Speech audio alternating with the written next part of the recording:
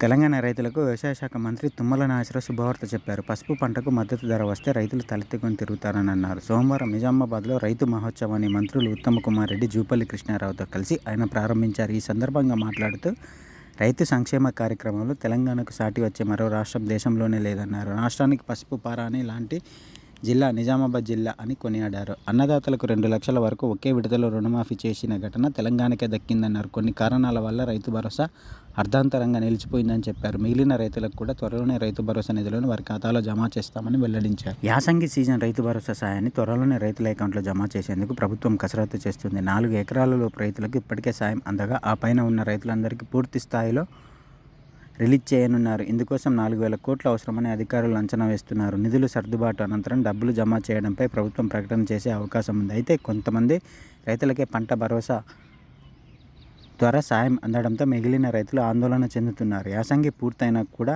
ఇంకా రైతు భరోసా కోసం ఎదురు చూడాల్సిన పరిస్థితి ఏర్పడింది. ఇప్పటి వరకు 4 ఎకరాల లోపు ఉన్న రైతుల ఖాతాలో పంట పెట్టుబడి సాయం జమ అయింది. ప్రభుత్వ ఆర్థిక పరిస్థితి కారణంగా 4 ఎకరాల లోపు రైతులకు మాత్రమే రైతు భరోసా నిధులు జమ చేశారు. కాగా పెండింగ్లో ఉన్న రైతు బంధు డబ్బులను పూర్తి స్థాయిలో విడుదల చేయాలని ముఖ్యమంత్రి రేవంత్ రెడ్డి ఉన్నత అధికారులను ఆదేశించినట్లు సమాచారం. మే 2వ వారంలోగా ప్రతి రైతుకి రైతు భరోసా అందించే విధంగా అధికారులు కసరత్తు నిర్వహిస్తున్నారు.